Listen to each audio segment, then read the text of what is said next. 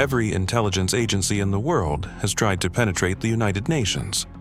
Most of them have tried through technology, signal intercepts, encrypted communication taps, satellite surveillance. A few have tried through money. Mossad tried through something far more difficult to detect and far more difficult to undo. They tried through people. In the spring of 1997, a man named David Rees walked into the United Nations Secretariat building in New York City for the first time. He was carrying a leather briefcase, a consulting contract with a water policy working group, and 18 months of someone else's life memorized so completely that he no longer needed to think before answering questions about it. He had a childhood in Montreal that he had never lived, a university in Geneva that he had attended under a different name. Memories of streets, restaurants, professors, winters. All of it constructed, all of it rehearsed, all of it ready. His real name is not David Rice. His real name is in a file in Tel Aviv that most people will never read. What Mossad needed from the United Nations was not what most people assume. They were not chasing nuclear secrets or assassination coordinates. What they wanted was something quieter, and over time, more valuable than either of those things. They wanted to know what was coming before it arrived. The United Nations runs on public declarations and private conversations, and the gap between those two things is where real decisions are made. Which member states were building coalitions against Israeli interests?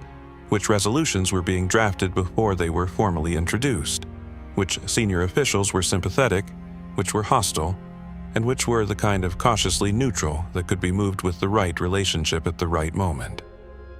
To get that, you do not send a hacker, you send a person. And you send them in not as a spy, but as someone who belongs there, someone whose presence becomes unremarkable, then familiar, then trusted. David Rice was built to belong. The unit inside Mossad responsible for constructing cover identities operates under a name that translates, roughly, as the Document and Legend Division. What they produce is not a passport and a backstory. What they produce is a life. For Rice, that life had taken 18 months to build. He had spent 6 weeks in Montreal walking streets, eating in restaurants, learning which neighborhoods felt like what, which schools had which reputations, which winters had been unusually harsh and which summers people still talked about. He had done this not as a tourist, but as someone preparing to remember it. He had attended a real graduate program in Geneva under a different name, completing real coursework, building a real academic record that would survive verification. He had worked, briefly, for a legitimate Israeli NGO focused on water resource policy, an organization that, by no coincidence, held consulting relationships with several UN agencies. His entry into the UN system would look, to anyone who checked, like the natural next step in a coherent professional career. It was coherent because Mossad had made it coherent. Every detail connected to every other detail. There were no gaps, because gaps are where suspicion starts. What Race was walking into, though, was not a static target. The United Nations in the late 90s was a pressurized environment. The aftermath of the Oil for Food program controversies, the institutional tensions following the failures in Rwanda and Bosnia, the complicated politics of the expanding Security Council reform debates, all of this had produced an internal culture that was simultaneously insular and paranoid. People inside the Secretariat trusted the people they knew. They were cautious about the people they didn't. And they had, over years of working in an institution where almost everyone had some kind of national agenda running beneath their professional surface, developed an instinct for when something felt slightly off. Rice's first problem was not detection. His first problem was invisibility of a different kind. The risk of being too careful, too unremarkable, too perfectly forgettable. A cover that produces no friction also produces no relationship, and relationships were exactly what he had been sent there to build.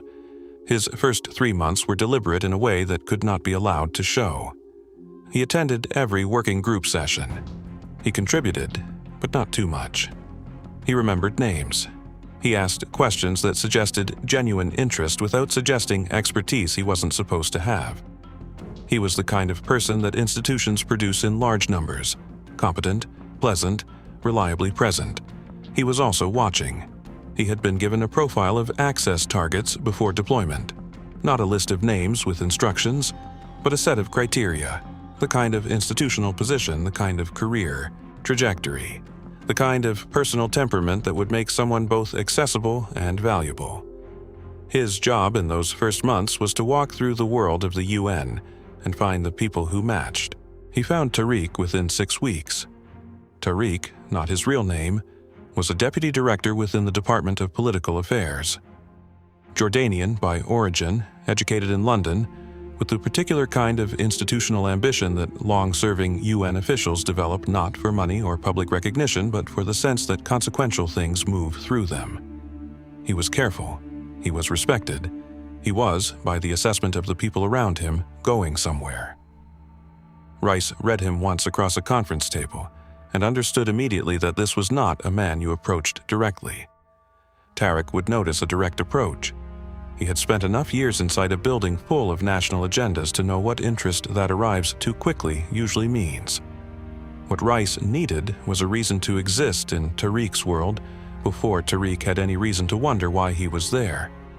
He had a plan for that. What he did not have, what no amount of legend preparation could have given him, was any way of knowing that. Tariq, quiet and careful across that conference table, was already wondering something about the new water policy consultant that he could not quite articulate. Not suspicion, not yet. Something closer to attention. The question was whether Rice had already been noticed before he had even begun. Rice did not pursue Tariq. That was the first and most important decision he made after identifying him, and it was the decision that every instinct in a less disciplined operative would have overridden. The temptation in target development is momentum. You find the person you want to move. The operation has a clock, a budget, a handler in Tel Aviv who wants progress reports that show progress. But Race had been trained by people who understood that the fastest way to build a relationship in a suspicious environment is to appear not to be building one at all. So instead of pursuing Tariq, he pursued Tariq's world. There is a particular social geography to the United Nations that outsiders rarely see. The official structure, the committees, the resolutions, the formal sessions, is almost beside the point. What matters is the peripheral life. The restaurants near the secretariat where certain nationalities cluster on certain evenings. The informal gatherings that follow long negotiating sessions. The squash courts and reading groups and dinner parties where the real texture of institutional relationships gets built.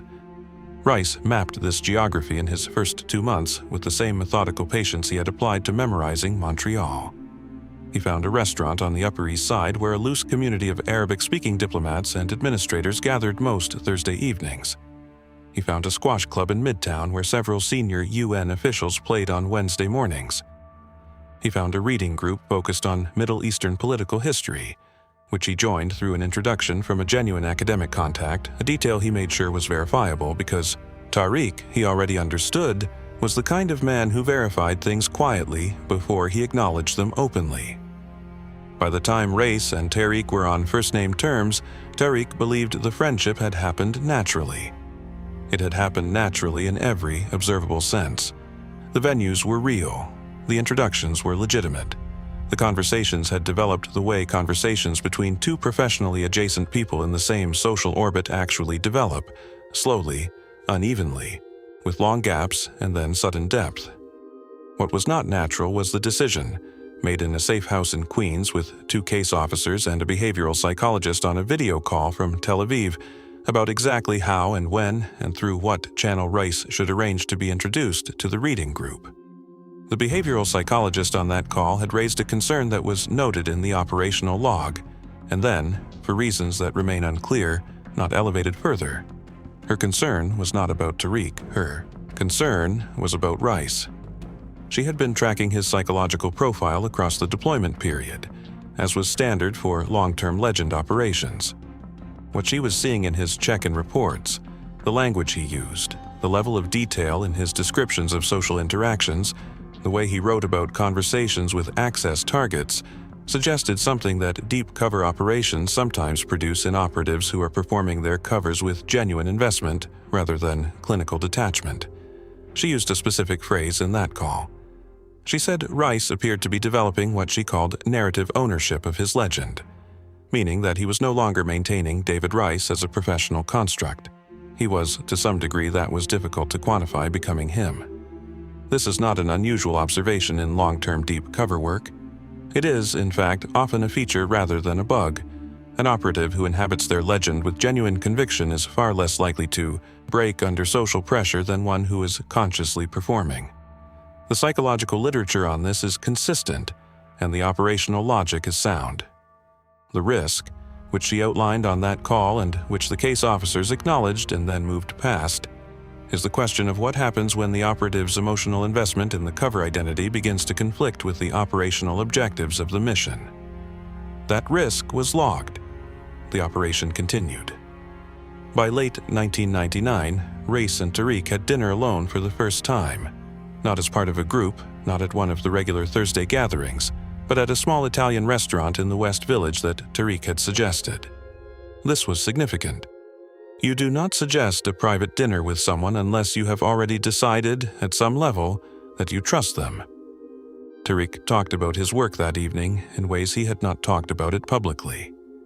Not classified information, nothing that would have triggered his own professional caution, but the texture of it, the frustrations, the political pressures that he navigated daily, the sense, which he expressed with the careful understatement of someone who has spent years learning not to say too much in the wrong room, that the institution he had given his career to was sometimes used in ways that made him uneasy. Rice listened. He asked the right questions. He expressed the right sympathies.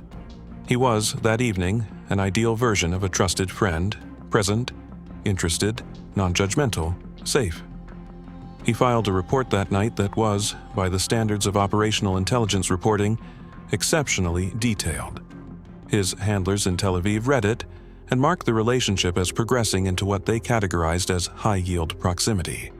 What the report did not include, what Rice chose not to include, was a line from the end of the evening. As they were putting on their coats outside the restaurant, Tariq had said something that Rice had written down in his personal notes, but not in the official log. Tariq had said, "You know, David, I sometimes feel like you understand this place better than most people who have worked here for 20 years. There is something about the way you listen that makes me think you already know what I am going to say." Rice had laughed and deflected and changed the subject. He had not included it in the report because he did not know what to do with it. It could mean nothing. It was the kind of thing people say to someone they feel comfortable with. It could also mean that Tariq, on some level he had not yet examined, was already asking a question he did not yet know he was asking. In the spring of 2000, there was a conversation in Tel Aviv that Race was not part of. 2 senior case officers and a deputy director reviewed the UN operation at the 18-month mark. The review was procedural. The intelligence yield had been modest but consistent. The access development was tracking ahead of the projected timeline. One of the case officers raised the question of whether the operation should be restructured. His concern was not Rice's performance. His concern was Tariq's trajectory. The promotion timeline that had made Tariq valuable as an access target had accelerated. Within 2 to 3 years, he would be in a position to see communications that currently sat above his clearance level. At that point, the value of the relationship would increase significantly, but so would the risk. A more senior Tariq would be more scrutinized. His associations would be more carefully reviewed. A friendship with a water policy consultant of ambiguous institutional standing might, at that level, attract the kind of administrative attention that could unravel everything. The deputy director asked the question directly: do we develop this further and accept the risk, or do we extract now while the exit is clean? The case officers discussed it for 40 minutes. They decided to continue. What they did not discuss, because it was not the kind of thing that gets discussed in operational reviews, was whether Rice himself would be able to execute a clean extraction when the time came. Whether 7 years into a deep cover operation, a man who had been told his whole professional life that emotional distance is a tool would actually have maintained it. The operation had been designed to put a man inside a real human relationship and harvest what that relationship produced. Nobody in that room, in the spring of 2000, was asking what that process was doing to the man. And Tariq, careful, perceptive, experienced Tariq, had just told Race at dinner that he listened like someone who already knew the answer. The question was not whether Tariq was beginning to sense something. The question was how long he had already been sensing it, and what he had already decided to do about it quietly before Rice ever noticed. The network expanded quietly the way things built to last, usually do, not with a single decision but with a series of small ones, each reasonable on its own, each adding weight to something that nobody had yet agreed to carry indefinitely. By early 2001, Rice was not the only Mossad presence in the extended orbit of the United Nations. 3 additional operatives had been positioned across what the operational architecture called access tiers, different entry points, different cover profiles, different levels of institutional depth. None of them knew each other inside the building. None of them coordinated in any observable way. Each carried a separate legend, a separate professional identity, a separate reason to be exactly where they were. One was a journalist, accredited to cover the General Assembly for a small European news agency that existed on paper and in practice served as a controlled channel for intelligence gathering. One was an academic affiliated with a think tank that provided policy analysis to 3 UN agencies, a position that created natural access to sensitive deliberations under the cover of contracted expertise. The third was an administrative contractor working in document management, a role so unremarkable that it had taken the operational planners almost no time at all to justify it, which was precisely why they had chosen it. Rice knew, in general terms, that he was part of something larger. He did not know the specifics. That was standard. Compartmentalization is the first principle of network security, and in an environment as socially dense as the UN, where everyone knew everyone, where a shared lunch could become institutional gossip by afternoon, it was not just standard, it was essential. What it also meant was that Rice was operating with an incomplete picture of his own operation. He knew his role. He did not know the full architecture around it, and that gap, which had been designed as a security feature, would eventually function as something else entirely. The false start came in February of 2001. Rice had been developing a secondary access target, a senior administrator in the Office for the Coordination of Humanitarian Affairs, whose position gave her visibility into certain regional political dynamics that Tel Aviv had flagged as a priority. The development had been running for 4 months. It was slower than the work with Tariq, partly because the woman was more professionally guarded, and partly because the social overlap between her world and Rice's cover identity was thinner, requiring more engineered proximity. In February, Rice arranged what was meant to be a natural encounter at a panel discussion on water access in post-conflict environments, squarely within his cover expertise, and an event she was scheduled to attend. The plan was simple. Attend, contribute something credible during the Q&A, find a moment afterward to introduce himself through a mutual professional contact he had already primed. The mutual contact did not show up. This happens in operations. People cancel. Plans fail at their most basic level for the most ordinary reasons. Rice stood in the lobby of the conference venue for 20 minutes, recalibrating, watching the secondary target move through a cluster of colleagues he had no existing line into, and made the decision not to force it. It was the right decision. Forcing a cold introduction in that environment, without the social scaffolding he had built for it, would have produced exactly the kind of slightly off-register first impression that cautious people remember. He left. He reported the failed approach. His handlers agreed with the decision and told him to reset the development timeline by 6 weeks. What Rice did not report was the 20 minutes he had spent in that lobby, and what had happened during them. Because while he was standing there watching the secondary target, he had seen Tariq across the room. Tariq had not seen him, or at least had not appeared to see him. He was deep in conversation with 2 people Rice did not recognize. But Tariq's presence at an event focused on humanitarian coordination was not, on its face, unusual. His department had overlapping interests with that space. There was a reasonable professional explanation. Rice filed the sighting as incidental. He did not examine it further. He should have examined it further. The near abort came 6 weeks later, at a dinner in the East Village. It was a small gathering, 12 people, a mix of UN professionals and academic adjacent figures that had become a semi-regular social event in that circle. Tariq was there, Rice was there, and a woman named Nadia was there, Lebanese-American, an academic who had grown up partly in Montreal, who had the particular conversational habit of testing the people she met, not with direct questions but with the kind of specific, casual detail that only matters if you actually know the place you're talking about. She asked Race about Montreal. This was not unusual. His cover made it a natural subject. He answered well. He described the right neighborhoods with the right level of familiarity. He mentioned a coffee shop near McGill that his briefing materials had included. He talked about the winters with exactly the mild, retrospective displeasure of someone who had grown up in them and moved away without quite missing them. Then Nadia mentioned a restaurant on St. Denis Street. She used its old name, the name it had carried before it closed and reopened under different ownership in 1993. A detail that existed in his briefing materials only under the current name. The pause lasted 4 seconds, perhaps less. He recovered immediately, said he might be thinking of another place on the same block, smiled in the way that says I'm slightly embarrassed by my own faulty memory, and moved on. Nadia accepted it. She laughed and said she could never keep track of which places had closed and which ones just changed hands, and the conversation moved elsewhere. Rice felt the pause in his chest for the rest of the evening.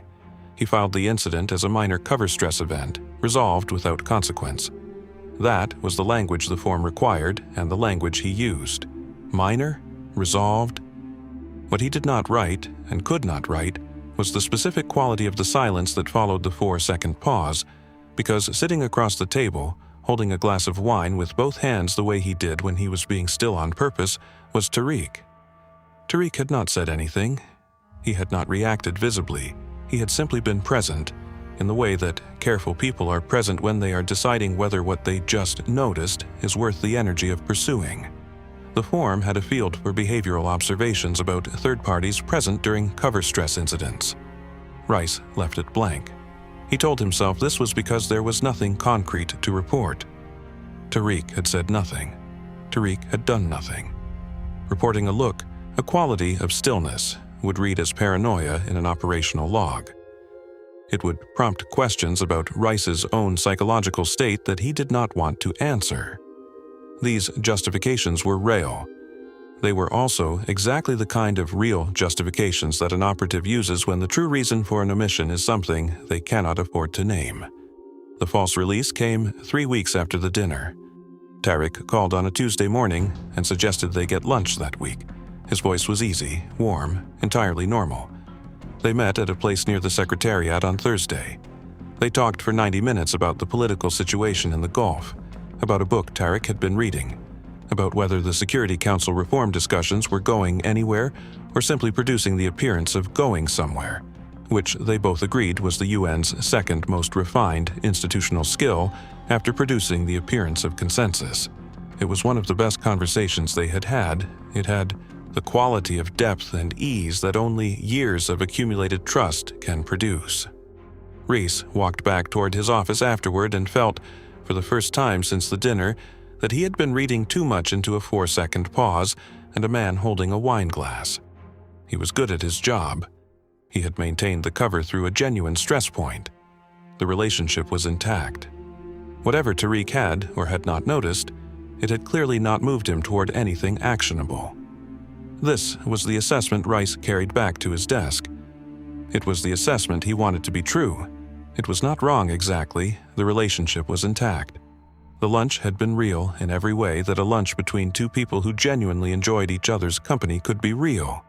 What Rice had mistaken for resolution was actually something else. Tariq had not pulled back because he had dismissed his suspicion. He had pulled forward because he had decided, quietly and on his own terms, that the most useful thing he could do was continue exactly as before. Not because he trusted Rice, because he was no longer sure whether he did. The first sign that something had changed was not a confrontation, it was a calendar.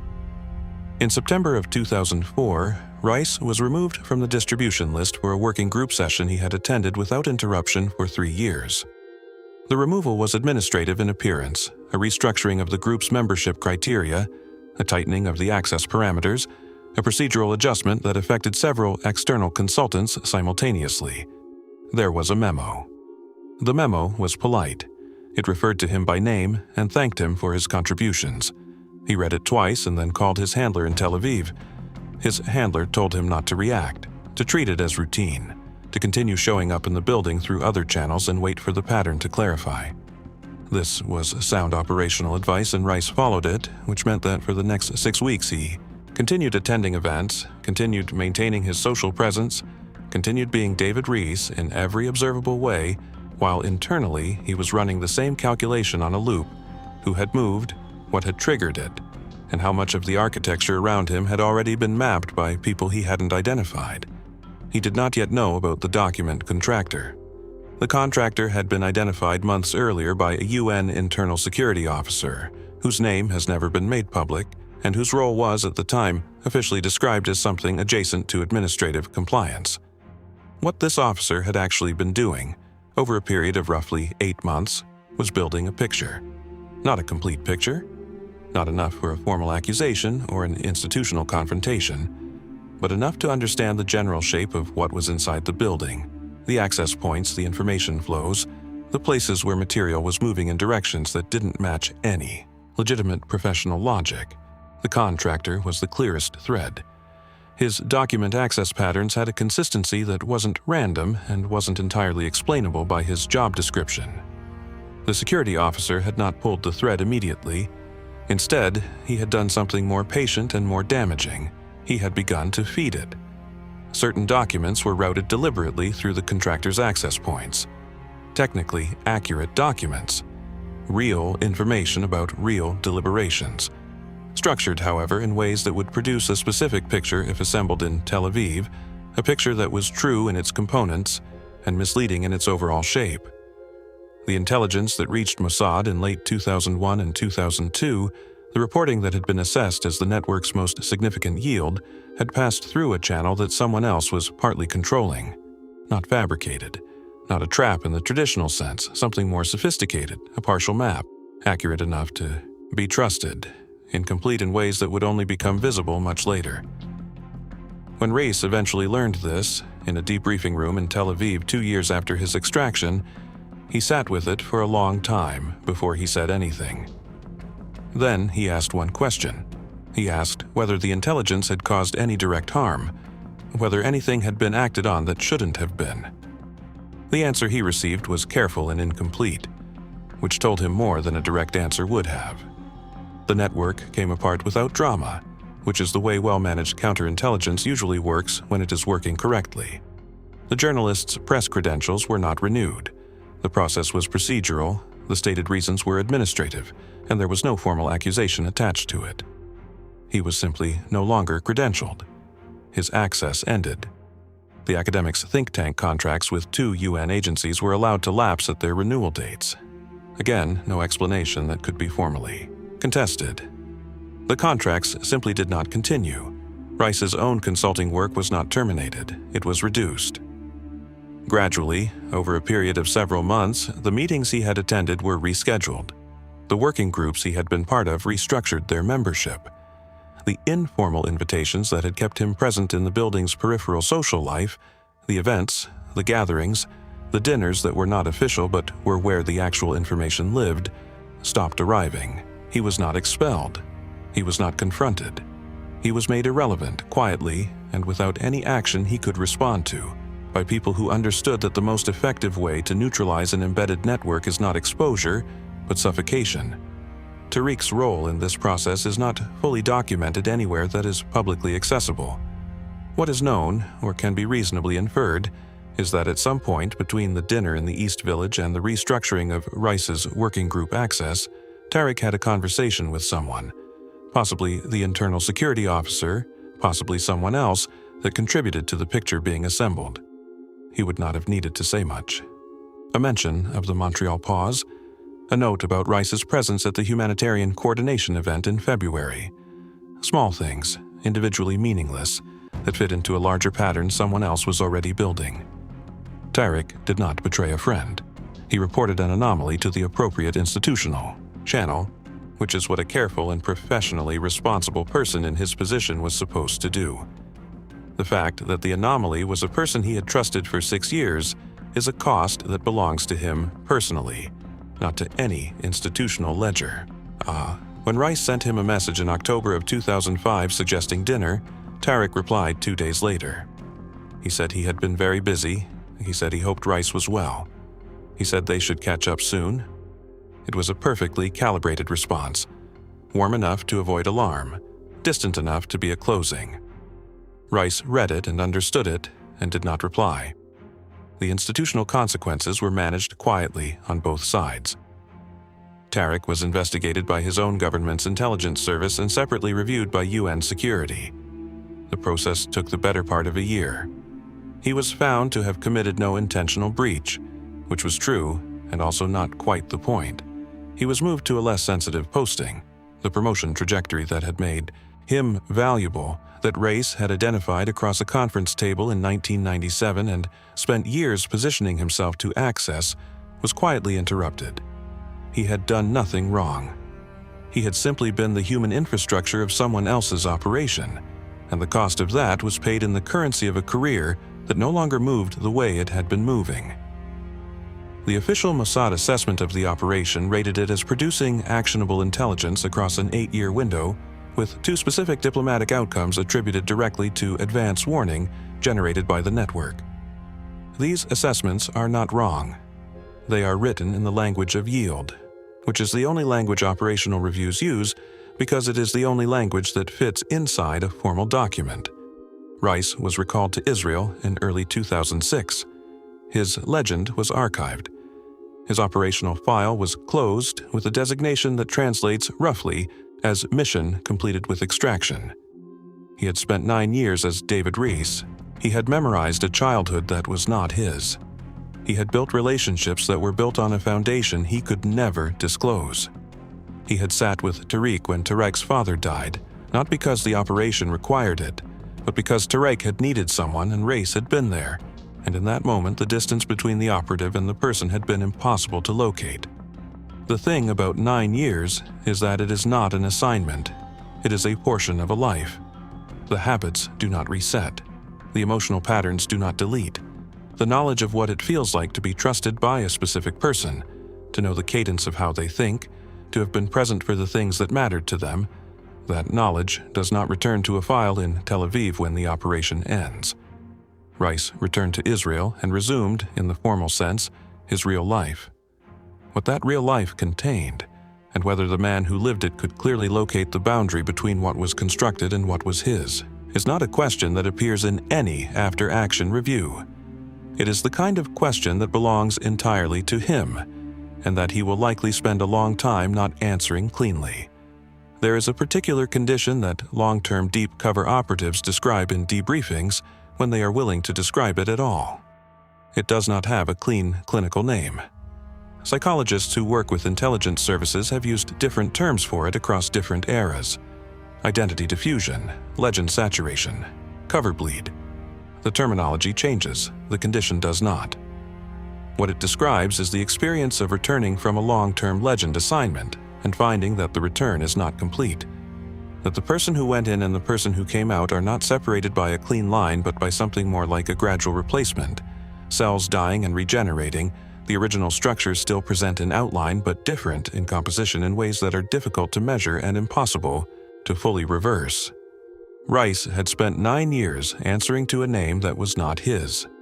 9 years building a professional identity from documentation that a unit in Tel Aviv had manufactured.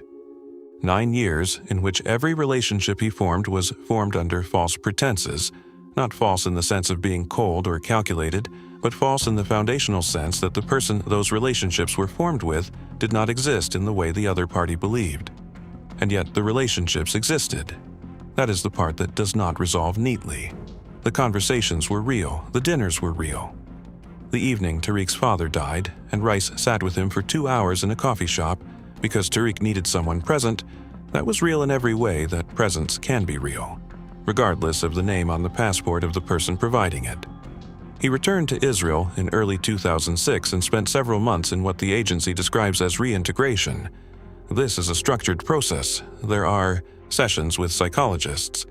There are gradual reintroductions to operational environments that carry lower cover requirements.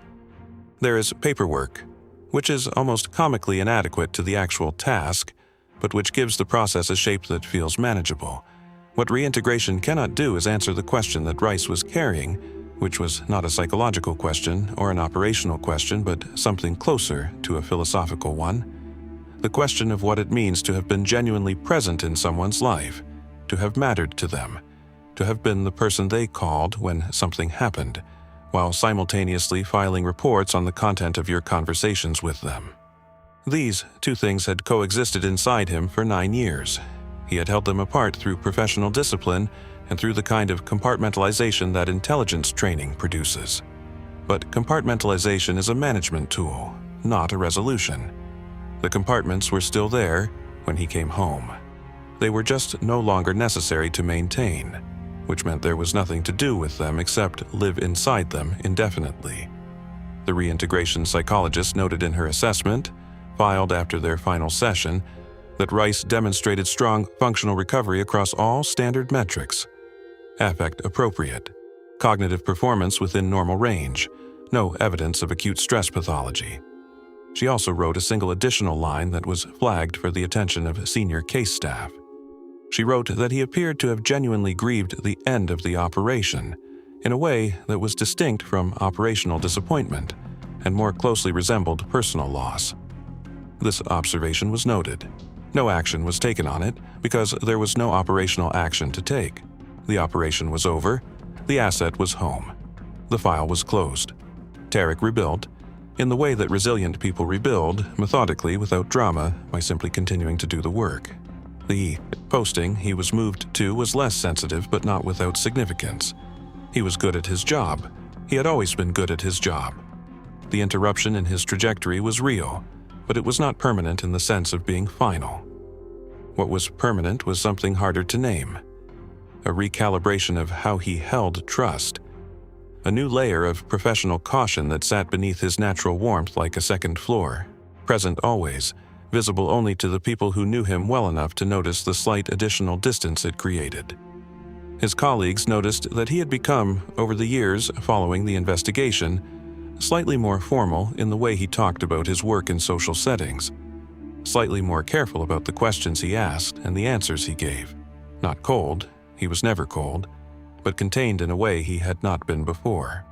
This is what a well-run influence operation leaves behind in its primary access target. Not necessarily ruin, sometimes just a permanent adjustment in how a person navigates the world. A recalibration that costs something small every day, invisibly, for the rest of a career. The broader lesson of what happened inside the United Nations between 1997 and 2005 is not about Mossad specifically, or about the UN specifically, or about the particular people involved. Those details matter for the history. The lesson is more general. Institutions that run on trust, and the United Nations, for all its political complexity, fundamentally runs on the trust of the people inside it, are not vulnerable primarily to technological penetration. They are vulnerable to the patient construction of human relationships, to the willingness to invest years in becoming the kind of person that other people want to talk to, want to trust, want to call when something difficult happens. This is not a new vulnerability. It is older than espionage as a formal discipline. It is simply the oldest human vulnerability, which is the desire for connection, repurposed by people who are willing to simulate it professionally. The defense against it is not paranoia.